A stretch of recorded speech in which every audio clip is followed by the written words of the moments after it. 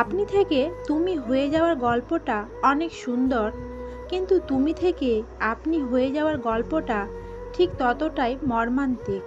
জীবন বড়ই বিচিত্র। সন্ধ্যা কাটে না, অথচ দিব্যি বছর কেটে যায়। যে তোমায় বুঝতে চায় না তার কাছে বারবার নিজেকে প্রকাশ করতে যেও না, কারণ সে তোমাকে কখনো বুঝবে না। বিনিময়ে তুমি শুধু কষ্ট পাবে। নিজেই নিজেকে সামলাতে শেখো। এই শহরের মানুষ আবহাওয়ার মতো পরিবর্তন হয়। প্রতিটা কষ্ট মানুষকে শিক্ষা দেয়, আর প্রতিটা শিক্ষা মানুষকে বদলে দেয়। অল্প ভুলেই মানুষ ছেড়ে যায়, অথচ হাজার ভুলের পরেও মহান আল্লাহ ক্ষমা করে দেয়। আর যাই হোক, নিজেকে ভেঙে চুরে কখনোই কারো কাছে প্রকাশ করতে নেই। নিজেকে সময়ের সাথে সাথে ব্যস্ত করে নিতে পারলে পৃথিবীর কোনো অপূর্ণতাই আপনাকে আর ছুঁতে পারবে না। সেই বেশি হাসে যে গোপনে কাঁদে, সেই বেশি নিজেকে হ্যাপি দেখায় যে নীরবে একা থাকে। সেই বলে সুখের কোনো অভাব নেই যার জীবনে কষ্ট ছাড়া আর কিছুই নাই। স্মৃতি নিয়ে বেঁচে থাকার চেয়ে স্বপ্ন নিয়ে বেঁচে থাকা অনেক ভালো।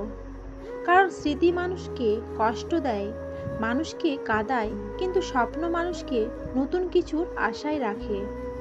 আত্মা সেই মুহূর্তে মারা যায় যখন ৮০,০০০ টাকা বেতন পাওয়া অফিসার ৩০০ টাকা উপার্জনকারী শ্রমিকের কাছে ঘুষ চায়। যত চুপ তত সুখ, যত কথা তত ব্যথা। আত্মবিশ্বাস এবং অহংকারের মধ্যে পার্থক্য আছে। আমি পারবো, এটা তোমার আত্মবিশ্বাস। শুধুমাত্র আমিই পারবো, এটা তোমার অহংকার। জীবনে আত্মবিশ্বাসী হও, অহংকারী নয়। এই পৃথিবীর কেউ তোমার জন্য জায়গা করে দেবে না। এই পৃথিবীর কেউ তোমার হয়ে তোমার লড়াইটা লড়বে না। তোমার নিজের লড়াইটা নিজেকেই লড়তে হবে।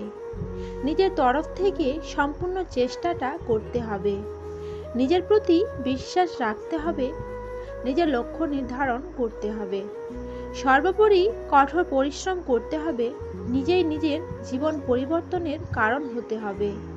জীবনসঙ্গী কালো ফর্সা যেমনি হোক না কেন, শুধু প্রতারকার চরিত্রহীন না হোক। একজন পুরুষ জীবনে অনেক উপরে উঠতে পারে দুইটি মানুষের কারণে। নাম্বার ১, মায়ের দোয়া। নাম্বার ২, আদর্শবান স্ত্রীর সহযোগিতা। বেইমানি করে কামানো টাকা রোগেই শেষ হয়ে যায়। কম কামাও, কিন্তু সম্মানের রুটি খাও।